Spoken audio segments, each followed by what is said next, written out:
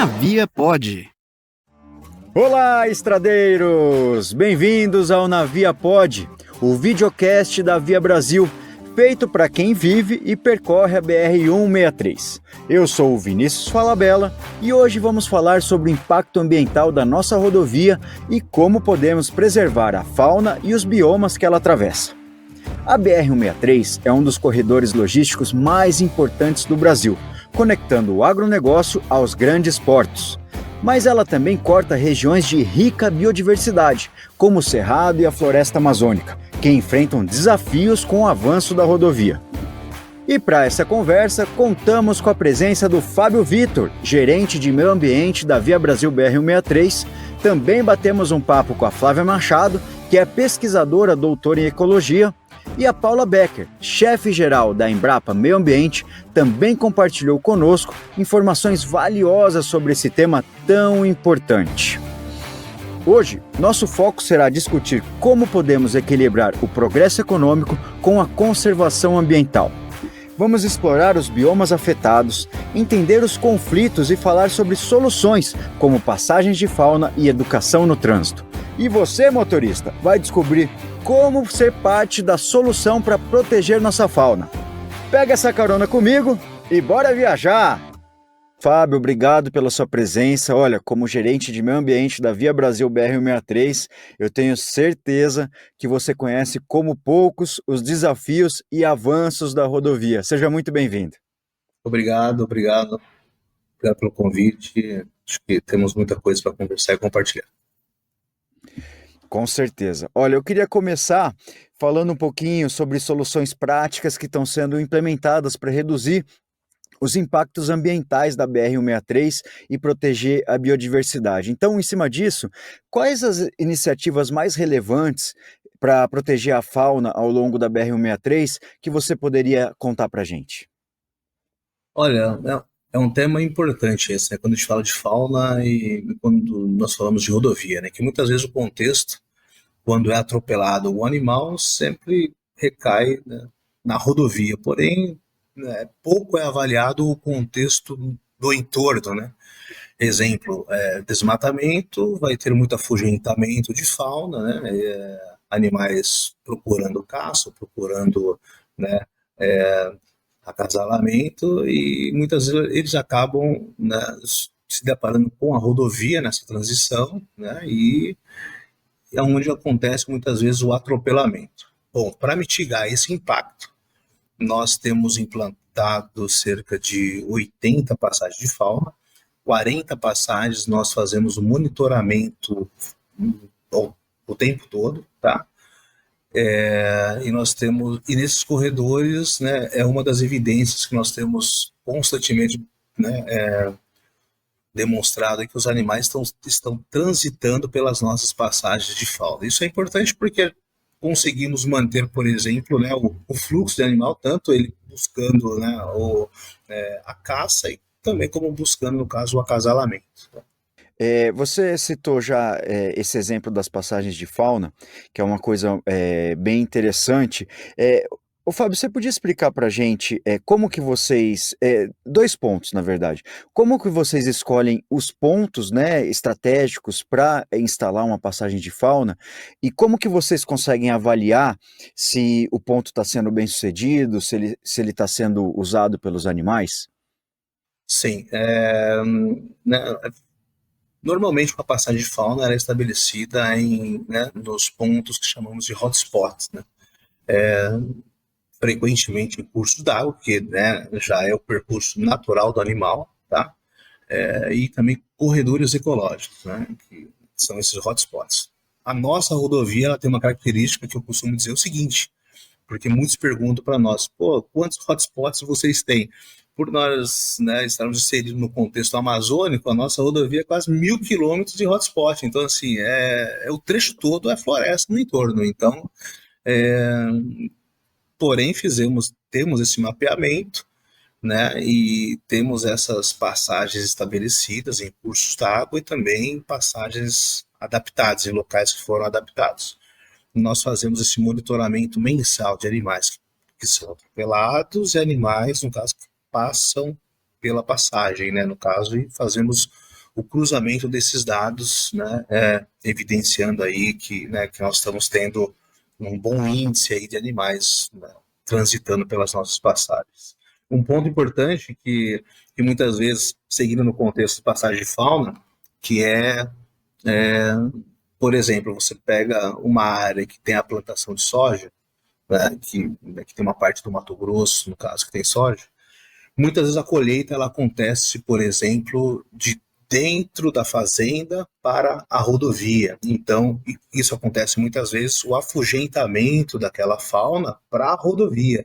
Então, é onde acontece muitas vezes o atropelamento aí de animais, no caso, né, de pequeno porte. E que, quando acontece o atropelamento, muitas vezes a culpa acaba recaindo para a rodovia. E não é esse o contexto. Por quê? Foi a parte da colheita, no caso, que aconteceu, né, de dentro, quando ela, no caso, poderia ter acontecido da rodovia para dentro da fazenda, afugentando o animal para dentro da fazenda e não para a rodovia. Então, assim, tem vários mecanismos em que nós podemos, seja a rodovia, também seja os lindeiros, os fazendeiros, que nós podemos aplicar para reduzir o atropelamento desses animais. Sem falar na questão do motorista também reduzir a velocidade sempre que ele vê alguma placa indicando presença de animais silvestres, né?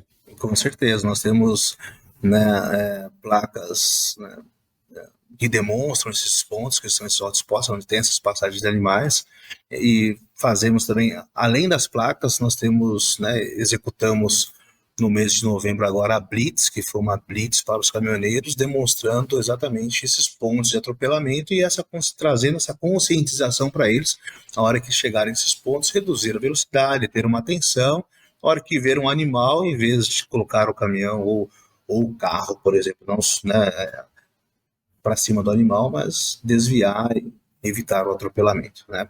Se você pega um carro pequeno, por exemplo, um animal que é muito atropelado na nossa rodovia é a anta. A anta chega a ter aí em torno de 300 quilos. Um carro de pequeno porte, ele, né, acaba com o carro, coloca em risco aí a vida do próprio usuário. Por isso que é importante esses mecanismos de mitigação, né, trazendo também até essa segurança do próprio usuário que transita ao longo da rodovia. Você vê, né, algumas ações, né, como por exemplo, fazer a colheita na outra direção ou reduzir a velocidade, né, ações que as pessoas podem tomar. Afinal, Fábio, a rodovia em si não atropela ninguém, né? Não, a rodovia não, né? São exatamente, né, as ações e nós que estamos transitando e que temos que ter essa atenção. É um conjunto, né? São vários fatores. Nós temos que buscar implantar alguns mecanismos para mitigar, no caso, esses atropelamentos, seja conscientização, seja placa, sinalizadores, passagens, né? Porém, tem um trabalho também de consciência do próprio usuário que transita. E só para concluir o assunto passagem de fauna, fica aí o convite para quem está ouvindo a gente para visitar o Instagram da Via Brasil. Eles postam lá as imagens, né? Vocês dão bons flagrantes nas passagens de fauna, né? Muitos, pô, já registramos aí vários animais aí ameaçados, hein? Onça pintada, por exemplo, né? Tamanduá-bandeira, anta, né? Que tem vários, né? Já houve também casos, por exemplo, né? De animal que nós fizemos o resgate, fizemos o tratamento e soltura desses animais, né? Então, isso é bem importante para né, a preservação ali né, da fauna. Legal. Você poderia citar mais alguns exemplos de programas da Via Brasil, Fábio? Eu sei que vocês têm o resgate de animais, vocês têm controle para incêndio, qualidade de água, né? Vocês atuam, uma série uma série de medidas que a empresa toma para a preservação do meio ambiente, né? Para sustentabilidade, não é isso? Sim, nós temos, né, como parte integrante aí, como condicionante das nossas licenças, que são duas licenças, né, uma para o trecho do Mato Grosso, uma para o trecho do Pará, e nós temos inúmeros programas aí, né, que nós temos que atender, que são os programas ambientais. Então, fazemos controle, né, periodicamente né, da qualidade do curso da água para ver o impacto, no caso, para monitorar o impacto que a rodovia está causando. Fazemos análise, coleta da montante e da jusante, também análise de ruído, parte de gestão de resíduo, né, que esse é um ponto, né, crítico da nossa região. Por exemplo, nós não temos aterros licenciados ao longo do trecho, temos apenas um que fica na cidade de Guarantã. Então, como é um trecho de 1.000 quilômetros, muitas vezes nós temos uma dificuldade, por exemplo, né, referente à logística, de coletar um resíduo, né, lá no Trairão e trazer para Guarantã. Então, é, a parte geográfica nossa, assim, a parte de desenvolvimento, né, um ponto, né, que é muito carente, né? Então, aí nós temos outros programas, temos a parte de educação ambiental, até recebemos uma menção honrosa do município de Sinop, né, que é uma parceria que nós fazemos com todos os municípios ao longo do trecho, que é educação ambiental nas escolas, né, que tem aquela, né, aquela máxima, né, que se você quiser mudar, né, uma comunidade, comece educando as crianças ali, que através delas a gente consegue muitas vezes atingir um adulto, né, porque tem uma prática comum na região, que é a parte da caça em si. Então, muitas vezes, né, mudar a cultura que já está estabelecida, né, é muito mais difícil do que você atingir, né, as crianças, demonstrando ali o benefício, né, dessa preservação. Então, aí temos outros programas, né, como, por exemplo, a questão de ruído, a questão de controle de obra em si, né, temos a parte do controle de malária que nós fazemos, porque nós estamos numa área endêmica de malária também, então temos todo esse controle, né, quando vamos executar algum tipo de trabalho em uma área, todos os colaboradores são testados, tá? Uma das coisas bacanas, né, um dos bônus de quando você tem uma concessão, é que você consegue monitorar, melhor o trecho, mapear, né.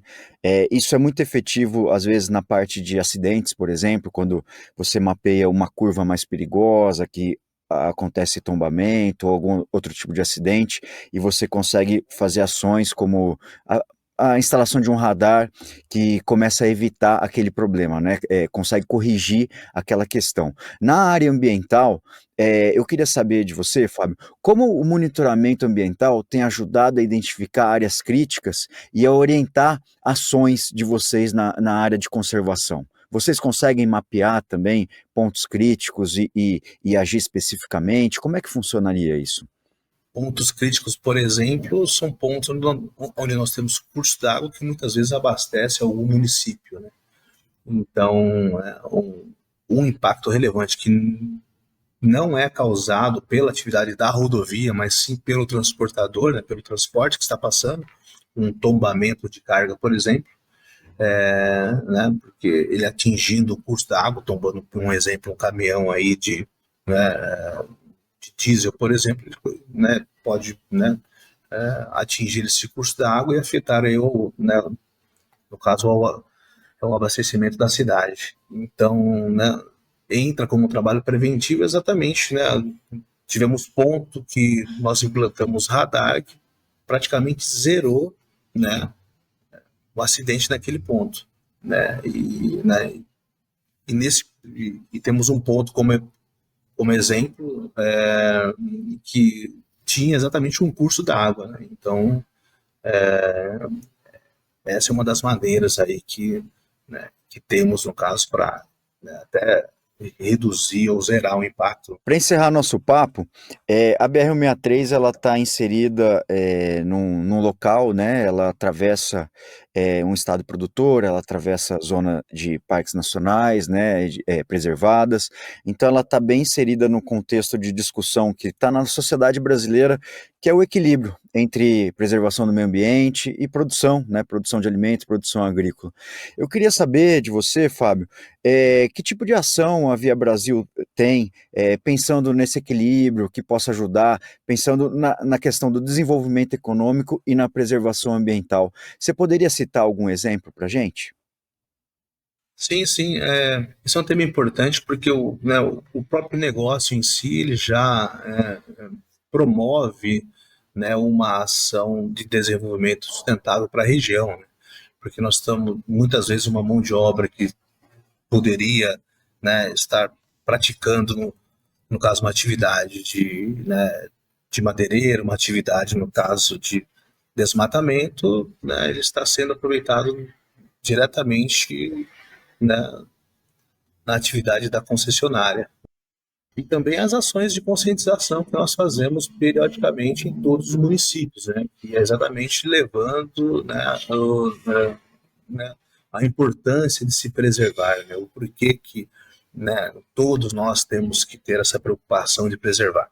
E o meio ambiente não é somente, né, uma casa, né? Tem uma frase importante, né, que é do Gandhi, que se eu quero, né, mudar alguma coisa, eu tenho que começar por mim, né? Se eu quero um mundo diferente, eu tenho que começar essa mudança dentro da minha casa e assim gradativamente.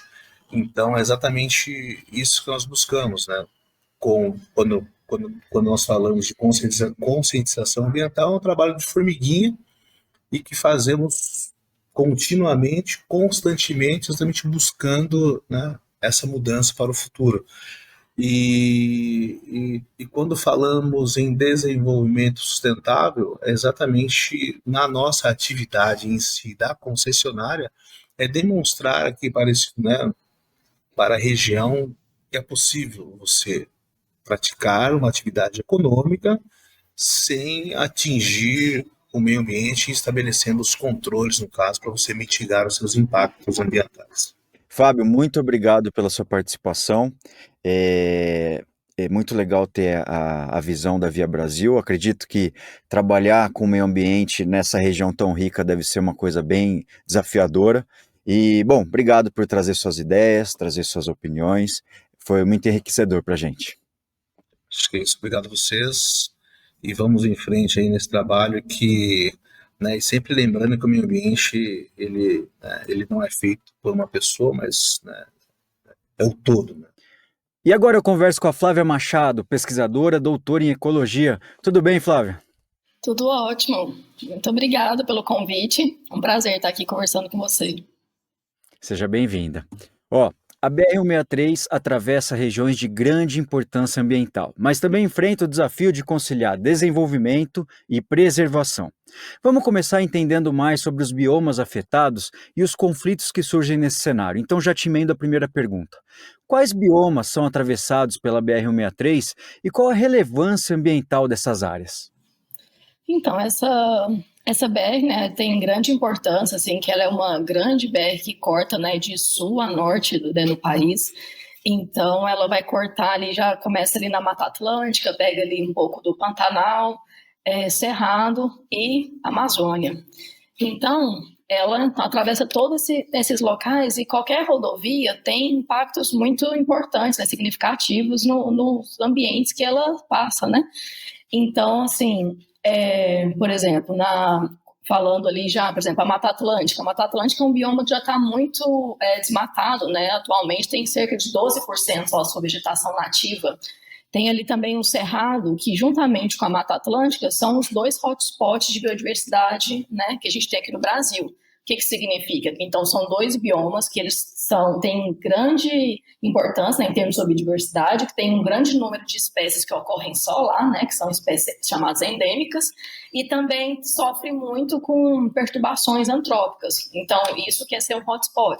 Então, no Brasil, nós temos dois, e essa rodovia passa por esses dois, mas aí, também, como eu falei, passa ali também pelo Pantanal, também a Amazônia. E o Cerrado mesmo, por exemplo, é uma maior savana do mundo, né? Então, ela tem cerca de 4.800 espécies de plantas e de vertebrados. O Pantanal é a maior planície alagável, né, do mundo. E tem ali a Amazônia, né, que a gente sabe, né, que é de grande importância, que tem cerca de 10% de toda a biodiversidade mundial.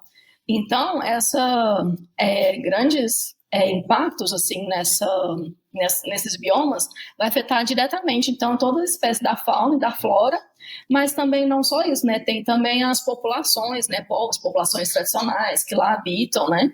Então, à medida que ocorre, né, impactos nessa área, então você vai ter que cortar uma vegetação, né? Você corta toda uma área assim ao meio, você fragmenta áreas, você impede com que tenha dispersão, né, das espécies, né, de indivíduos, né, de um lado para o outro, que nem sempre os organismos eles vão conseguir atravessar, e muitos, quando tentam atravessar, morrem atropelados. Então você já diminui a diversidade genética. Tem todo um efeito ali que a gente chama de efeito de borda, né, que a área do entorno ali da vegetação, ela não tem condições tão adequadas quando em relação ao centro. Então, é uma série de impactos, né, que sofre. E aí tem até um fenômeno bastante conhecido assim, na Amazônia, com esse surgimento de grandes rodovias, que é chamado de espinha de peixe. Que então a gente tem chamado ali como se fosse a coluna do peixe ali, né, que é a parte assim, central, que seria então a rodovia, né, a BR. E ali vai formando então umas novas ramificações. Então, que se a gente olha assim, imagem satélite, fica parecendo de fato uma espinha de peixe. Que então essa rodovia ela possibilita então a formação ali de novas outras rodovias. E então que facilita então que tenha mais desmatamento, mais grilagem de terras, né, garimpos, então uma série de conflitos ambientais, né, e sociais também decorrentes desse tipo de empreendimento. Quer dizer, não é só o impacto da rodovia em si, né? Ela também permite que esse impacto ele vá se estendendo e vá interiorizando, né? Por onde ela passa, você vai vendo, assim, ela vai se ramificando. Seria isso, né? Sim, justamente, assim, aí as áreas mais impactadas são ali próximo ali da rodovia em si, então as pessoas vão chegando, então vai tendo ocupação de terras, novas fazendas, agronegócio, né, que é muito forte, né, principalmente ali no Mato Grosso, indo ali também para a Amazônia. Então, são séries de conflitos, né, de problemas decorrentes disso, né? Então, é uma situação complicada, né, que por muito tempo, assim, já tentou fazer dessa questão de falando de uma desenvolvimento, uma rodovia sustentável, mas que não foi muito para frente, assim, de conseguir fazer sempre de forma mais sustentável, né, possível. Então, muito Claro. tem que ser melhorado. Você falou sobre a diversidade, né, dos animais não conseguirem atravessar. Você falou também sobre a vegetação, né, que ela acaba se enfraquecendo ali na borda da rodovia. Você tem mais exemplos de impactos que a rodovia pode causar na fauna e na flora? Não, por exemplo, tem também essa questão dos incêndios, né? Assim, com essa rodovia teve também a criação de muitas unidades de conservação, mas elas também estavam no topo daquelas com foco, né, de incêndio. E aí já, por exemplo, em 2012, né, noticiado que o desmatamento disparava, né, no trecho paraense da estrada, mesmo no momento que as taxas caíram no restante do estado.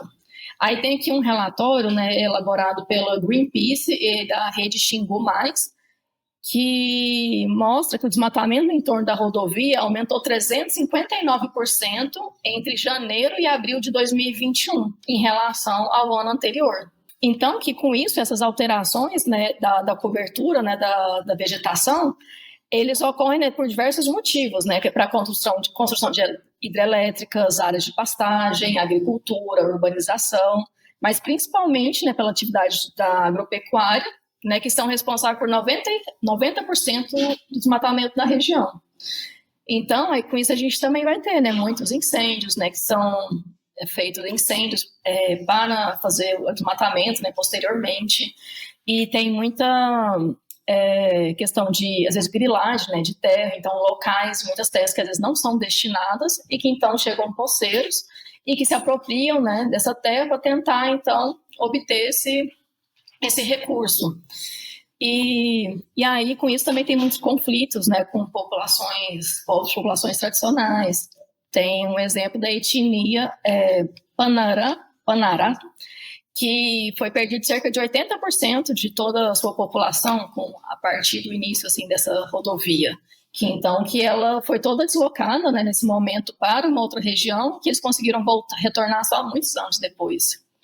Então, esses são alguns dos dados, assim, que isso é, sim, preocupante, né? Então, são várias, né, etnias ali que estão ali no entorno, né? As pessoas utilizam a rodovia para se deslocar, da mesma forma quem grila terra, né? Às vezes ela também serve aí como estopim para uma queimada, né? Começa por ali, o desmatamento, ela acaba sendo o canal também para essas pessoas grilarem terra ou desmatar, né? Ela acaba sendo um pilar central, né? Justamente. Então, isso, né, é um grande problema, né, que tem até também um levantamento, né, do ISA, né, o Instituto Socioambiental, né, que fala que a partir de 2003, né, com a concretização do próprio projeto de pavimentação, que o desmatamento e a grilagem ganharam ainda mais força, né, na região. Porque antes, sem a rodovia, não tinha muito como chegar nessas regiões. Aí, com a rodovia, fica muito mais fácil ir até lá. Aí, por isso que vê esse padrão certinho, assim, que eu mencionei, né, dessa espinha de peixe. Porque aí, aonde tem a rodovia, aí vai indo para os outros locais, né, próximos ali, vai irradiando. Tá legal. Flávia, muito obrigado pela sua participação, obrigado por trazer essa visão, esses estudos. Com certeza eles ajudam a gente a enxergar melhor esse impacto que a rodovia causa, né, no meio ambiente. Obrigado, viu? Então, eu que agradeço o convite, é um prazer poder estar aqui falando com você e muito obrigado a todos que, né, estão nos escutando.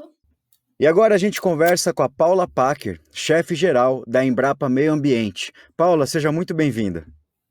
Obrigada, Vinícius, pelo convite, obrigada ao podcast. Vamos bater um papo legal aí sobre sustentabilidade. Vamos sim. Aliás, essa já é a minha primeira pergunta para você. Olha só, a BR-163 é uma rodovia que atravessa o Brasil de norte a sul. Como tratar a sustentabilidade e a conservação ambiental nesse contexto? Vinícius, vamos começar assim com alguns insights. Eu acho que hoje, quando a gente fala de sustentabilidade, a gente tem que olhar para o tripé da sustentabilidade. Então, é o ambiental, o social e o econômico. A gente tem que equilibrar esse tripé. E a gente está hoje num cenário assim mundial de insegurança alimentar, de insegurança energética e de uma insegurança climática. Isso aí num contexto de um cenário de mudanças climáticas, perda de biodiversidade e poluição. Então, eu acho que a gente tem que olhar por esse tripé e por esses drivers aí, quando a gente fala de sustentabilidade. Então, quando a gente pensa assim, numa rodovia que atravessa de norte a sul do país, atravessa 7 estados, 4 biomas diferentes, então, assim, é um mundo. É um mundo. Se você pensa no Brasil, é um mundo. O Brasil de norte a sul tem configurações climáticas e configurações de ecologia de paisagem totalmente diferentes. Então, a gente tem que tratar isso de uma forma um pouco localizada. A gente não pode ter, assim, um planejamento de sustentabilidade para a rodovia inteira. Então, a gente tem que olhar como que a gente olha tudo nesses microclimas. E eu acho que dentro disso, a gente tem que ter sempre um equilíbrio. Então, equilibrar o meio ambiente, vamos dizer, num popular um pouco melhor, o meio ambiente com o progresso. E o que é esse progresso hoje no Brasil? O progresso no Brasil é a agricultura, cidades, transportes. Então, a gente tem que ter esse olhar de equilíbrio, olhar na interface. Não adianta você falar, não vamos abrir a rodovia, porque a gente tem que preservar. Lógico, a gente tem que preservar, a gente está sendo vitrine hoje mundial, então a gente tem que preservar o máximo possível, mas nós também temos que olhar toda essa parte de progresso e agricultura nesse roadmap da BR-163, ela predomina de norte a sul. Então, eu acho que a gente tem que ter esse olhar, e esse olhar é muito importante. E a Embrapa traz muito isso. As 43 unidades da Embrapa têm trabalhado com esse olhar realmente nessa interface da agricultura e do meio ambiente. Você citou aqui alguns exemplos, né, de medidas de conservação, né, e eu queria saber, assim, na sua opinião, quais são os desafios enfrentados na implementação desse tipo de medida, assim, de conservação ao longo da rodovia? As soluções, a gente sempre tem que pensar, as soluções de sustentabilidade, as soluções de preservação, elas não conseguem ser macro, elas têm que ser localizadas. Então, a gente tem que olhar mapear, fatiar e propor soluções que sejam as diminuição de desmatamento, diminuição da fragmentação do habitat. Então, por que acontece isso? Porque nós, humanos, estamos invadindo o habitat dos animais, tá? Isso é claro. Então, como que você reverte isso? Você não vai conseguir reverter, porque você tem uma cidade, você tem uma rodovia, mas você tem processos que realmente você pode criar essas zonas, esses bolsões, esses corredores ecológicos, que eles acabam diminuindo realmente esse impacto, esses atropelamentos causados. Exatamente. E assim, é uma discussão da nossa sociedade, né? Como alcançar esse equilíbrio. A gente ainda está em busca de respostas, né? Para tentar continuar aumentando a produção de alimentos, sem destruir todas as nossas áreas verdes, né? Sem desmatar. E eu acho que assim, a BR-163 é um grande exemplo disso, né? Porque ela, ao mesmo tempo que corta hoje uma parte do nosso maior produtor de grãos, né? O nosso maior produtor agrícola, que é o Mato Grosso, ela também corta a área da floresta amazônica, quer dizer, nossa maior floresta, nossa maior zona de mata. Então, assim, ela está totalmente inserida nesse contexto e nessa discussão. E eu queria até aproveitar para te fazer uma última pergunta, que é assim, se existe alguma parceria, projeto futuro, algum exemplo, né, de projeto voltado assim para alcançar, para tentar esse equilíbrio, equilibrar o desenvolvimento econômico e a preservação ambiental. Como que a Embrapa trabalha mais isso assim no detalhe, né, de projetos ou de exemplos que a gente possa citar? Eu vou trazer um exemplo da Embrapa, né, como um todo, não muito focado para a estrada, mas a Embrapa é uma empresa que trabalha com agricultura.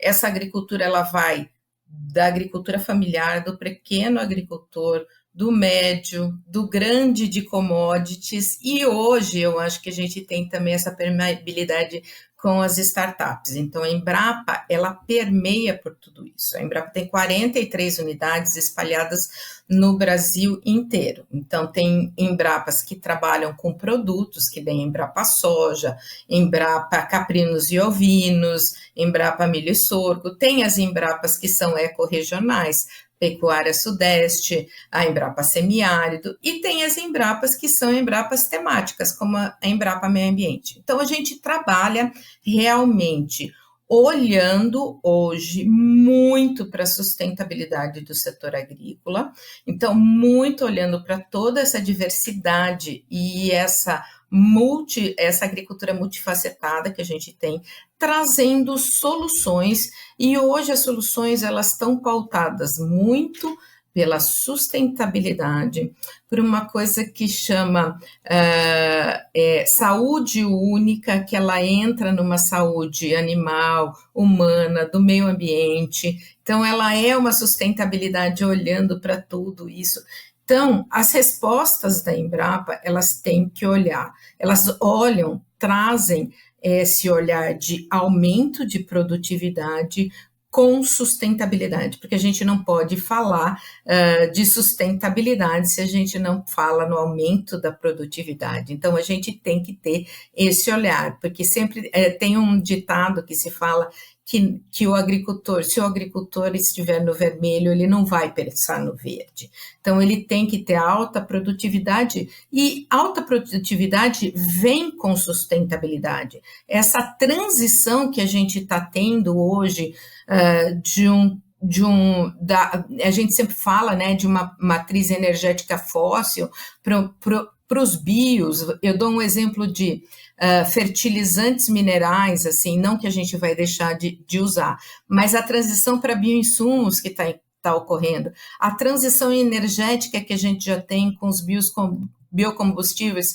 Para a gente é tão normal os biocombustíveis hoje que a gente sai. Então, olhar para essa transição. Então, a gente tem que olhar para a produtividade agrícola e para a sustentabilidade. E é o dito do equilíbrio que eu estou falando para vocês.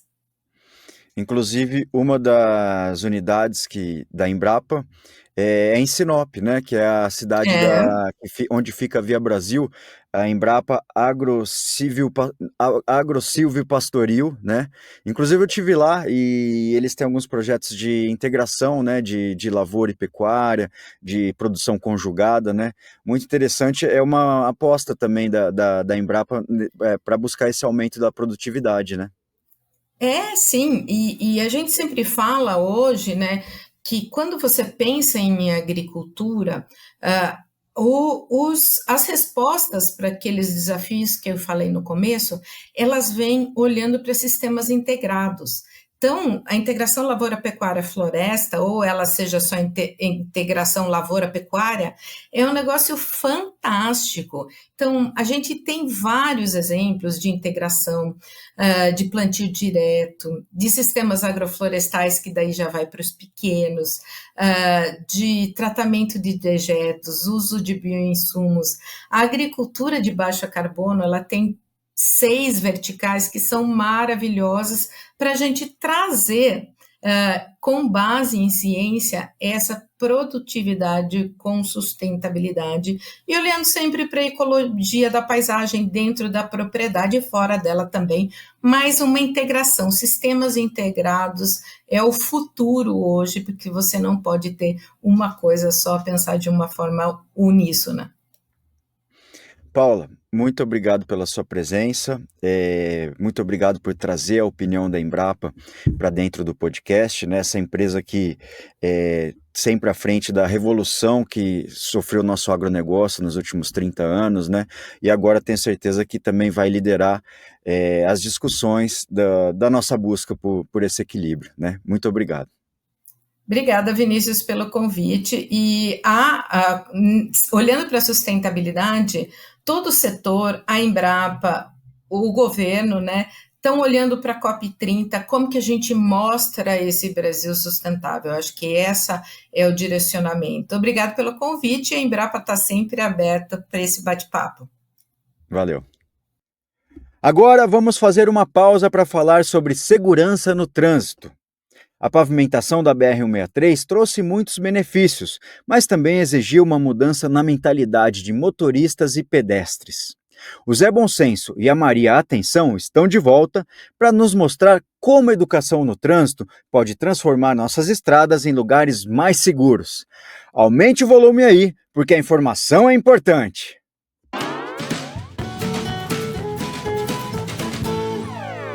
Fala, estradeiro! Tudo certo por aí? Aqui é o Zé Bom Senso de volta e hoje vamos falar sobre um tema muito importante, a preservação da fauna local e o nosso papel como motoristas nisso. Se o Zé tá de volta, eu, Maria Atenção, chego junto. Isso mesmo, Zé! A educação no trânsito não é só sobre segurança, mas também sobre cuidar do meio ambiente e dos animais que vivem ao nosso redor. Isso mesmo, Maria. Muitas vezes animais silvestres cruzam as estradas e é nosso dever garantir que eles estejam seguros. Respeitar a sinalização que alerta para a presença da fauna é fundamental. Com certeza! A sinalização está sempre em locais estratégicos para nos lembrar de dirigir com cuidado. Ao avistarmos um aviso de fauna, devemos diminuir a velocidade e ficar atentos. E não é só isso. Práticas responsáveis ao volante, como evitar distrações e manter a atenção na estrada, podem fazer toda a diferença. Cada pequeno gesto conta. Além disso, é importante lembrar que muitos animais têm hábitos noturnos. Por isso, redobrar a atenção ao dirigir à noite é essencial para evitar atropelamentos. E quando vemos um animal na estrada, o que devemos fazer, Maria? Frear com segurança e, se possível, desviar, mas sempre com cautela para não causar um acidente. E se você presenciar um atropelamento, não hesite em reportar às autoridades locais.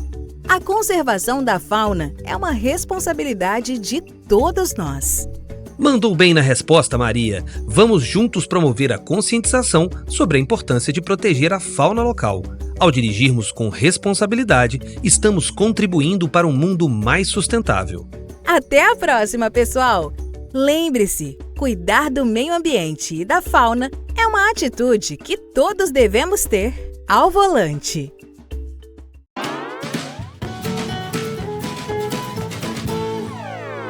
E assim terminamos mais um episódio do Na Via Pod. Exploramos como a BR-163, além de ser uma importante rodovia econômica, precisa ser também um espaço de preservação e respeito ao meio ambiente. Conscientização e pequenas atitudes fazem toda a diferença. Então lembre-se, respeite a sinalização, reduza a velocidade em áreas sensíveis e seja parte da solução para proteger nossa fauna e nossos biomas. Na nossa próxima viagem, vamos falar sobre turismo e os tesouros escondidos ao longo da BR-163. Não perde, hein? E enquanto isso, aproveite para conferir nossa playlist no Spotify, com músicas que embalam quem vive na nossa estrada. Até a próxima e lembrem-se de dirigir com bom senso e ouvir com atenção. Na Via Pod.